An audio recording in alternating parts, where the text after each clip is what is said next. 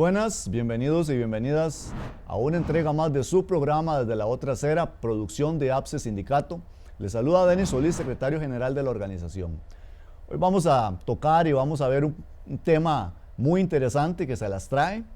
Es el análisis del sistema educativo costarricense. El programa está titulado Sistema Educativo en Crisis. Y es que el último informe del Estado de la Educación revela que el sistema educativo costarricense está en crisis, pero bueno, vamos a ver cuáles son las causas, ¿verdad?, de esa crisis que se habla. Últimamente hemos visto la resistencia por parte del gobierno de la República amarrándolo con la regla fiscal, lo que es el presupuesto, donde no se quiere ni siquiera cumplir con el mandato constitucional del 8% para la educación.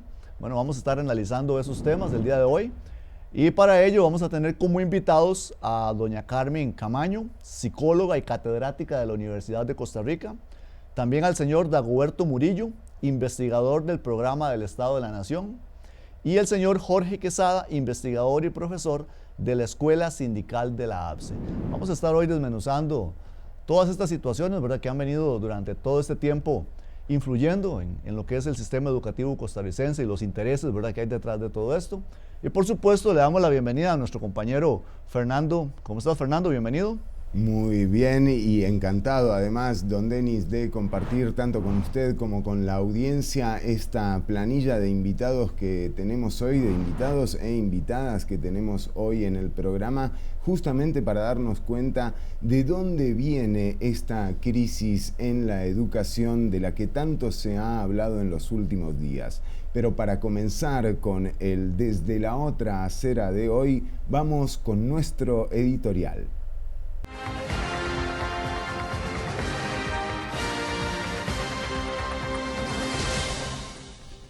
Al gobierno no le importa la educación pública. Para ellos solo es un punto más en el discurso del Bicentenario, donde pueden hablar de las grandes cosas que ha hecho este país, pero que ellos mismos se están encargando de destruir. A pesar de la gravísima crisis que vive el sistema educativo público, el gobierno tuvo el descaro de recortarle al presupuesto del MEP 300.000 millones de colones para el 2022. Estos son solo algunos de los recortes. Recortes en becas Avancemos y Crecemos por 22.915 millones. Recortes a juntas administrativas y de educación para gastos básicos de 12.600 millones de colones. Recortes a conectividad en media pandemia de 7.546 millones. Recortes a comedores escolares, un servicio que declaró esencial este mismo gobierno, por 6.400 millones. Recortes a infraestructura de 9.611 millones. Y recortes a subsidios de contratación para contratar cocineras de 3.000 millones de colones. Según el ministro de Hacienda, Elian Villegas, estos recortes se hacen bien pensados. En APSE tenemos una gran preocupación por la línea de argumentación que hizo al gobierno pensar que un recorte de esta magnitud estaba bien. La justificación del gobierno es la atroz regla fiscal, aprobada con el combo fiscal del 2018, una regla fiscal que nunca contempló la pandemia y que pone en serios riesgos los servicios esenciales que este gobierno declaró, como los comedores escolares y las trabajadoras cocineras, que reciben salarios pésimos de las juntas administrativas. A los sindicatos nos reclamaron por los gastos que genera al país una huelga como la del 2018, pero hoy el gobierno le va a quitar solo a la educación del país 300.000 millones de colones, gracias a la ley que nosotros protestamos contra. Esto era lo que queríamos evitar. El gobierno no le importa la educación del país, no le importa a los 297.000 estudiantes que viven en pobreza extrema en el país. Si este país quiere salir adelante, tiene que asegurar y fortalecer la educación, no recortarla ni desfinanciarla. Sin educación, Costa Rica no es nada.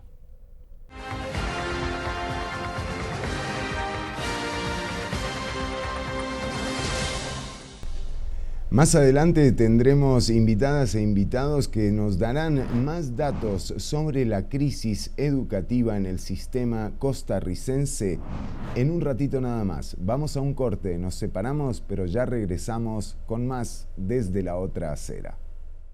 Te prometo que te voy a acompañar siempre. Pasarán meses, años y seguiremos juntos. Porque mi compromiso es cuidar tu pensión complementaria antes y durante tu jubilación. Vida Plena, operadora de pensiones. Durante las celebraciones del Bicentenario, el relato oficial tuvo como común denominador el sistema educativo o la reforma integral de la educación a futuro. Pero ¿cómo se puede hablar de una reforma educativa eficiente cuando se le recortan al MEP 300.000 millones de colones? En el siguiente bloque vamos a tener un Vox Populi de docentes que nos van a comentar sobre las necesidades que enfrentan en su diario y cotidiano trabajar. Nos acompañan Greivin Calderón y Alberto González. Además, tendremos a Irene Nájera con nosotros en el siguiente bloque. La realidad que se vive en las aulas es poco conocida por el MEP. Por eso, desde el lado trasera, le dimos voz a las compañeras y compañeros docentes para que nos den su perspectiva sobre la crisis educativa. 2 años casi sin pandemia y todavía el último informe del Estado de la Educación decía que son más de 400.000 hogares sin internet, sin recursos tecnológicos. ¿Y qué se hizo en Costa Rica? Nada, en 2 años. No veo excusa ahí, la verdad. Y ahí es donde yo creo que está uno de los grandes faltantes. Y el pobrecito en el sistema evaluativo, no podemos evaluar, solo GTAs. Creo que ahí va una otra parte que también tenemos que mencionar y que espero que los padres me entiendan. Chicos que no se conectan a clases o que no vienen al sistema educativo y nadie les dice nada, o sea, no hay un control de qué es lo que está pasando y eso está afectando muchísimo y día a día se están viendo, nos estamos asustando de ver lo que está pasando. Sin duda alguna, la principal crisis, por supuesto, es la crisis social. O sea, el sistema educativo está inmerso en una sociedad y cuando esta sociedad tiene problemas significativos, sin duda alguna, pues son los principales retos que deben enfrentarse. O sea, cuando no hay igualdad de condiciones para los estudiantes, cuando hay pobreza, cuando hay desempleo, por supuesto no vamos a tener estudiantes con las mejores condiciones para poder aprender. Primero, todo el esfuerzo que se ha hecho desde la parte del educador, que ha sido invisibilizado totalmente por los medios de comunicación masiva y por la sociedad, ¿verdad? Está bien, obviamente tenemos que hablar de los estudiantes, de la conectividad, del apagón que nos hace la llamada atención el Estado de la Educación, pero el Ministerio de Educación Pública se ha olvidado por completo de la calidad de vida de su personal. Yo siempre comento con los compañeros, ¿verdad? Que cuál empresa sacrifica la calidad de vida de sus propios trabajadores. Toda empresa que quiere ser productiva, pues se certifica que sus colaboradores se sientan bien, estén motivados, pero bueno, en el Ministerio de Educación Pública pareciera todo lo contrario, pareciera que a nadie le interesa la calidad de vida. Es claro que el personal educativo debe ser parte de las soluciones a esta crisis. ¿Qué propuestas tiene el personal docente? Número 1. Permitan a los educadores aportar en cuanto al cambio del sistema de evaluación. Eso es principal. Número 2, tenemos 2 años de que los chicos no hacen exámenes en las aulas. 2 años. Si viniera a una prueba internacional como PISA, ¿cuáles serían los resultados? Lo dejo ahí en signo de pregunta. Número 3, dentro de las prioridades, la metodología debe cambiar, pero deben permitirnos ver cómo hacemos para avanzar un poquito, porque si no, la educación pública se está viendo muy afectada. Yo no sé y espero equivocarme, pero a veces siento que hay muchos intereses porque la educación pública se venga para abajo. ¿Y qué pasó ahí? Sin duda alguna, invertir en educación. No puede ser posible que en un sistema educativo que es el que va a permitir que tengamos mejores condiciones para las personas, que hayan mejores ingresos, que haya mayor estabilidad a futuro, que se vea la educación como un gasto. O sea, no es un gasto. Políticamente, el país debe fortalecer la inversión en educación. No puede ser posible que hayan instituciones que no tengan una infraestructura digna, que no hayan estudiantes todavía con adecuado acceso a recursos tecnológicos. No podemos seguir justificando o seguir echándole la culpa al sistema educativo de que es un gasto que no está generando resultados, porque no es cierto. El gran reto que hay aquí en este país es tomar en cuenta al educador. El educador en este país prácticamente es nadie, a nadie le interesa. Anoche estaba observando a las 8 de la noche 2 entrevistas paralelas en 2 programas de televisión, bueno, una en el CINAR y otra en otro canal, en otro canal muy popular. Y casualmente en los dos estaban abordando el tema del apagón educativo.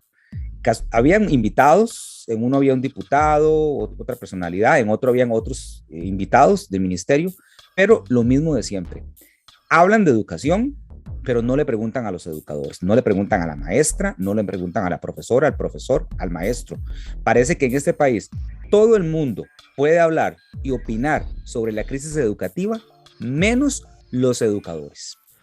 Las visiones de todo el personal educativo deben ser tomadas en cuenta. Solo así tendremos una educación integral para el presente y futuro de Costa Rica.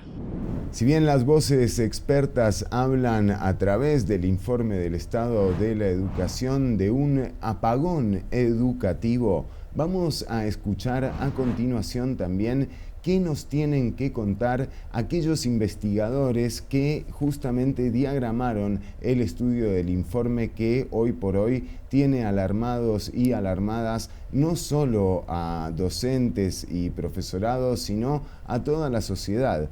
Porque si bien los síntomas se ven desde el 2018-2019, cuando uno ve que la sociedad ha destinado su fuerza laboral en la mejor edad productiva a repartir en bicicleta, pizza y pedidos a domicilio, se da cuenta que el problema de la educación viene de mucho antes. Sí.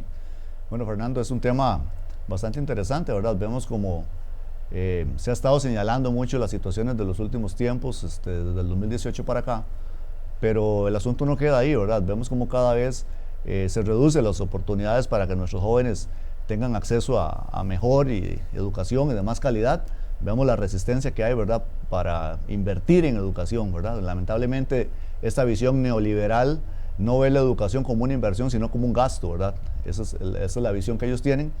Y en este momento, ¿verdad?, en esta época de pandemia, definitivamente hemos recibido reportes por parte de la afiliación de una sobrecarga laboral, ¿verdad? Entonces, por eso, dentro de la APSE contratamos un equipo de investigación para, valga la redundancia, realizar un trabajo muy profesional y especializado, el cual se llama carga laboral del personal docente, administrativo, bueno, todos los trabajadores de la educación en general, bajo la educación combinada durante el primer semestre de 2021. Ahora los compañeros que hicieron esta investigación van a hablar un poco, pero en términos generales quisimos darle voz a las bases, a nuestra afiliación, a los que están ahí frente a frente, día a día, afrontando desde las aulas y desde la virtualidad, ¿verdad?, en esta educación combinada, lo que es la realidad y lo que están viviendo todos los días para poder sacar adelante todo el proceso educativo. Problemas que evidencian también la verticalidad con la que se emiten las directrices por parte del Ministerio de Educación Pública y la poca eficiencia de esa verticalidad debido a las particularidades específicas que tienen cada uno de los centros educativos y sus necesidades. Vamos a escuchar a Dagoberto Murillo, investigador del Programa del Estado de la Educación, y además nos acompaña Jorge Quesada, investigador y profesor de la Escuela Sindical de APSE. APSE Sindicato realizó una investigación para conocer la realidad de las escuelas y colegios desde la mirada del personal educativo. Jorge Quesada, uno de los investigadores, nos habla de uno de los principales hallazgos relacionados al síndrome del quemado o burnout. El hallazgo principal en este sentido es que la población axina presenta altos niveles de cansancio emocional independientemente de la clase de puestos. Ahí los indicadores tuvieron altos grados, digamos, o demostraron altos grados de cansancio emocional. Hay un ámbito que está relacionado con la despersonalización, y esto quiere decir que tanto logramos reforzar los vínculos con respecto a nuestro trabajo, y más bien ahí el indicador fue muy alto. Es decir, lo que está demostrando el instrumento del síndrome del burnout es que la afiliación axina tiene una alta sensibilidad por las demandas estudiantiles de mantener el derecho a la educación. Esto quiere decir que pese a estar cansados emocionalmente, tienen un alto grado de vínculo. El exceso de trabajo también es reconocido por el 8º informe de la educación como una de las causas estructurales de la crisis. Dagoberto Murillo, investigador del Programa del Estado de la Nación, nos comenta. Los diversos actores lo que nos dicen es que ya nos encontramos saturados atendiendo una serie de trámites y ellos reclaman que no tienen el tiempo necesario para atender realmente el objetivo del sistema educativo, que es mejorar los aprendizajes de la educación, de los estudiantes. ¿Verdad? Entonces, hay un fuerte recargo administrativo, eso nos lo dicen docentes, nos lo dicen directores. Si vemos más arriba en la estructura, nos lo dicen los asesores regionales, los supervisores. Entonces, vamos a observar que efectivamente tenemos una estructura muy recargada desde la parte administrativa. Eso ya se ha dicho insistentemente, y ahí era donde veíamos una oportunidad en su momento con la implementación de un sistema de información que conectara las diferentes instancias, ¿verdad? Entonces, ya el ministerio, de hecho, empezó a trabajar la plataforma ministerial, está en sus primeras etapas, pero será muy pertinente fortalecer este tipo de herramientas, ¿verdad? De forma que la estructura, tanto del nivel 3, que sea que eran los centros educativos, como el nivel 2, las direcciones regionales, se empieza a desconcentrar para que se priorice justamente en aquellos temas, los temas que tienen mayor relevancia estratégica para el país. ¿Y qué otras causas contribuyen a la crisis del sistema educativo? Estos elementos del síndrome del burnout que trabajamos en el instrumento, hay que leerlos en función de toda la sobrecarga de trabajo administrativo, la producción excesiva de material educativo en relación con las GTA, y que todo este trabajo de producción excesiva no necesariamente están impactando en los resultados educativos del estudiantado, y esto tiene que ver porque el éxito escolar también está relacionado con elementos de desigualdad social, desigualdad política, de exclusión histórica que tienen nuestras poblaciones costeras, que tienen nuestras poblaciones rurales, que tienen nuestras poblaciones vulnerabilizadas económicamente en los cinturones de pobreza de la ciudad. El MEP comete el error de no tomar en cuenta al personal educativo en los cambios que son necesarios por el bien del estudiantado, y las consecuencias están siendo desastrosas. También, sin duda, esta es una oportunidad para formar parte y justamente para participar de la elaboración de esa reforma educativa que exigen los tiempos que corren. Cuando hablamos de reforma, no olvidemos que hoy por hoy hay 426.000 estudiantes que no tienen acceso a Internet. Cuando regresemos del corte vamos a tener una entrevista especial con Carmen Camaño y más adelante más datos, más información sobre la crisis en la educación. Te recordamos además que podés encontrar las entrevistas completas de Desde la Otra Acera en el canal de Spotify. Ya venimos con más. Quédate del otro lado de la pantalla.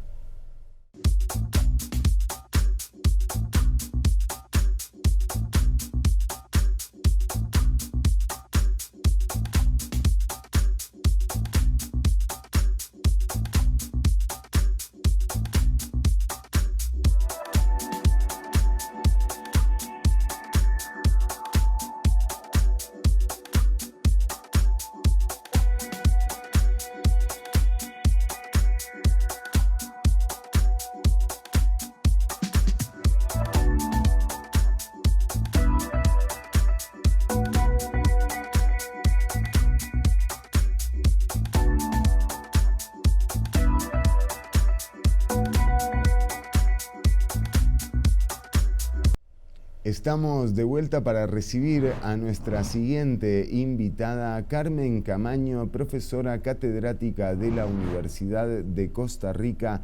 Le agradecemos el tiempo que le dedica a la audiencia y empezamos por preguntarle por qué es que decimos que la educación está en crisis. ¿Qué es lo que está pasando con el sistema educativo actualmente? La educación como un servicio dentro de las instituciones públicas, venía siendo un derecho ineludible, constitucional, que estaba garantizado por el Estado. Cuando entramos en esta crisis, empiezan cuestionamientos sobre qué tanto la educación debe ser un derecho y empiezan más bien a plantearse a nivel mundial los organismos financieros que la educación es un servicio que se convierte en una mercancía para transar. Esto implica entonces que se empieza a dar toda una transformación en el sentido mismo de la educación, en las formas en que se aborda el tema de la educación a nivel mundial y además eso se junta con la falta de recursos para implementar cambios, ¿no? Entonces, desde los años 80 se puede decir que siempre ha sido un tema el financiamiento de la educación pública. Siempre ha sido un problema, siempre ha estado en crisis, a veces más profundas que otras, y que esto de la crisis no es una novedad.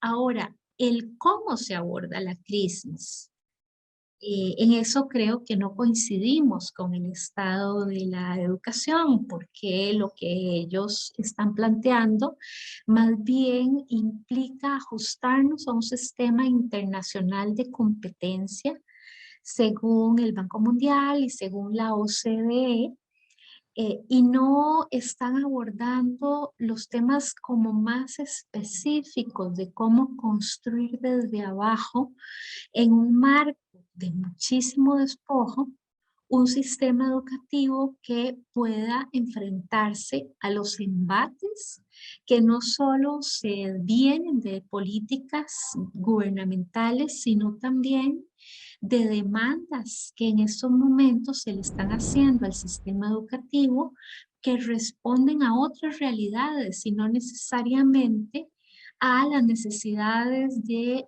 las comunidades, de la nación, ¿verdad? Como tal. ¿Qué debería contemplar una reforma educativa? ¿Hacia dónde deberíamos dirigirnos como sociedad en ese planteo? Yo creo que uno de los temas fundamentales es la inclusión de personas en la generación de programas, de propuestas que sean, pues obviamente, que respondan a las necesidades de poblaciones específicas, que también respondan a las necesidades de un país que en estos momentos está haciendo como si aquí no pasa nada, ¿verdad? Estamos en una crisis, en una pandemia, pero además en una crisis financiera importantísima con soluciones pésimas que atacan a la mayor parte de la población por parte del gobierno y la Asamblea Legislativa. Y esto implica que seguimos funcionando como si aquí nada pasara. La gente se está enfermando, hay personas que se están muriendo, perdiendo trabajos. Bueno, ¿cómo volcamos este sistema educativo para encontrar soluciones a esas situaciones que estamos viviendo? Y aquí pues quiero recordar a Freire, Paulo Freire, ¿verdad? Que estamos conmemorándolo en estos momentos. Porque Paulo Freire nos dio la clave, así como otros, ¿verdad? De que en realidad es con la gente con quien se tiene que generar nuevas alternativas. Y esta gente es la que nos puede orientar hacia dónde dirigir este nuevo modelo educativo.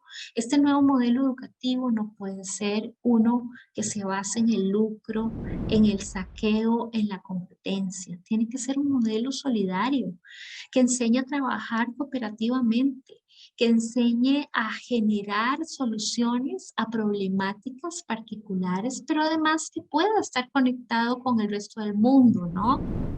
Le agradecemos a Carmen Caamaño, así como a todas nuestras invitadas e invitados del programa de hoy, y por supuesto las invitamos a que nos sintonicen la próxima semana en la emisión de Extra TV 42 los miércoles a las 6:30 de la noche, o por aquí por los perfiles de APSE Informa los jueves a las 7 de la noche. Don Denis, llegamos al final del programa de hoy, un programa para la reflexión realmente. Por supuesto, hoy tocamos algunos temas interesantes en lo que es desmenuzar, ¿verdad?, el sistema educativo costarricense. Vemos cómo, insistimos, no se quiere invertir, sino que más bien se quiere seguir volando de tijera, ¿verdad?, lo que es el presupuesto de educación pública, ni que hablar, digamos, en tiempos de pandemia. Tema que hemos tocado otra vez por acá, que en 2 años y el gobierno de la República no ha tomado las acciones para garantizar el acceso a Internet. Hemos visto el tema de Fonatel en otros momentos. Y bueno, somos medidos igual que países de primer mundo a nivel de educación, ¿verdad?, con esas pruebas estandarizadas. Y queremos compararnos con sistemas educativos como escandinavos, por ejemplo. Pero estos lugares sí definitivamente se toman en serio lo que es la educación pública, lo que es garantizar los recursos necesarios a las instituciones, al sistema en general, y no se recorta más bien como se viene haciendo en nuestro país. Aparte de eso, que las decisiones que se han tomado muchas veces, por supuesto que han venido a afectar lo que es el desarrollo del sistema educativo, y ni qué hablar, ¿verdad?, de esta insistencia en lo que es sobrecargar de una manera pavorosa a todo lo que son los trabajadores de la educación, cada vez con más y más funciones que al final de cuentas no vienen a beneficiar de manera pedagógica, ¿verdad?, por decirlo así, a lo que es el sistema. Nosotros los que somos educadores sabemos que usted, para dar una lección de 40 minutos tenés que dedicarle una gran cantidad de tiempo al planeamiento, investigación, búsqueda de materiales, todo lo que implica, ¿verdad?, el diseño de una lección, y sin embargo con esta cantidad de sobrecarga laboral que tenemos en otros aspectos que no son necesariamente pedagógicos, por supuesto que vienen a afectar a la hora del desarrollo de la clase. Y nosotros estaremos pendientes a los siguientes pasos y por supuesto a comentarles qué es lo que se va desarrollando en torno a este tema, pero por el día de hoy, por la noche de hoy, nos despedimos. Hasta la próxima semana. Te esperamos otra vez acá desde la otra acera.